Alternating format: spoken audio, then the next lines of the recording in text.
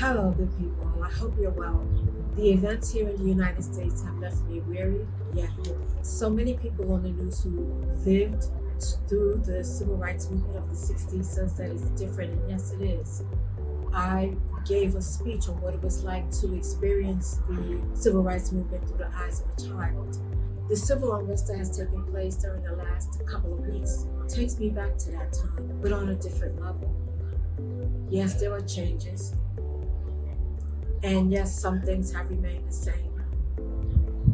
But to quote Theodore Parker, who said, "The arc of the moral compass is long, but it bends towards justice." That was true then, and that's true now. Looking back in history to slavery, that arc bent towards the victories that we experienced during the civil rights movement.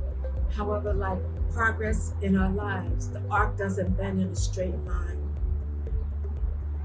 and success doesn't go up in a straight line. It jags. We progress and we move back. We have setbacks, and then we go on to realize our goals, and we're persistent. And the same is true with this arc. When Lincoln freed the slaves, it was a strategic military move. It had nothing to do with his benevolence towards blacks.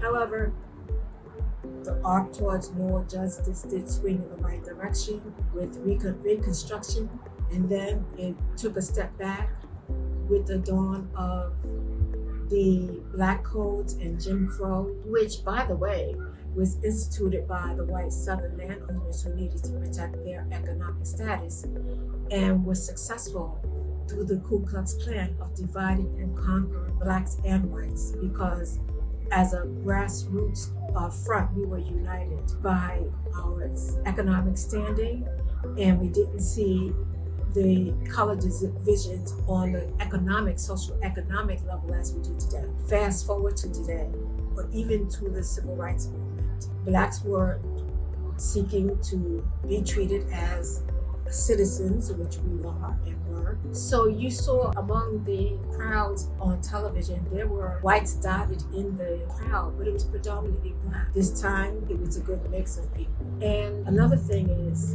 there were a lot of white college students, along with black college students, who were in the South registering people to vote. In fact, one of the people who supervised me was one of those freedom riders.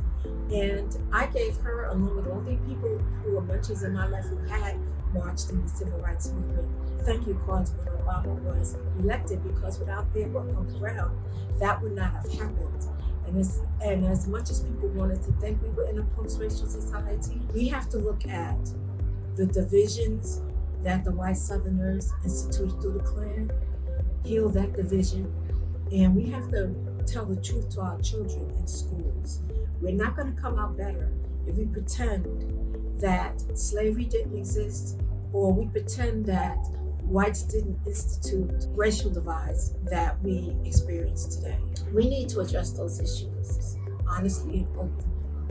What else I've noticed that's different this time around is that whites are willing to admit that there's systemic racism. Early in my career, people wanted to admit that they were racist, but nobody wanted to admit that they were racist because of a blind spot, what I describe as a blind spot, where people are subconsciously biased and not even aware of it. And that would make people feel uncomfortable. Well, we just have to feel uncomfortable and do the heavy lifting anyway if we're going to get anywhere in this society. So how far forward we bend this arc in the United States really has a lot to do with what happens in November. Are we going to take another step back, or are we going to keep bending forward? Because just like Jim Crow, Donald Trump has taken this country back. What's good about it is that we got to see up close and personal just what was seething, festering underneath the facade of being a post-racial society. Trump was able to expose that. He was able to articulate the frustrations and anger of a segment of this country that felt it did not have a voice. He gave voice to that, and we need to address that issue as well, or else we're not going to move forward. It's not just about race, it's about class, it's about so many indignities that we have experienced in this country. We meaning a collective.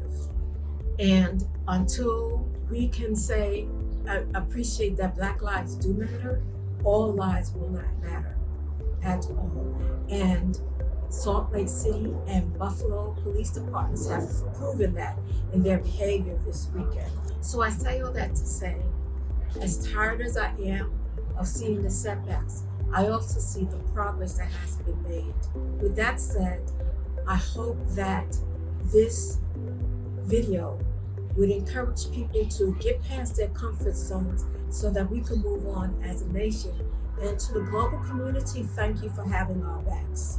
It is so appreciated. And it's the pandemic that's a silver lining in this as well, because since nobody can go anywhere and dash off and conveniently ignore what's going on, the pandemic has given us a captive audience, has made all of us captive to what's going on in this world. Hopefully the Trump presidency will galvanize us to push forward and get past the mistake that we made in the last election. And remember, it's not just about the presidential elections. What's important is that come next year, when we have what's called off-season elections, the local elections, that's where your power lies. Just like the groups who have been out here protesting, the power that they've been able to wield by changing the course of our society, that happens on the ground. And when it comes to the polls, on the ground means in your local elections. Please remember that. Until next time, be well, and remember to live your life with dignity. Bye-bye.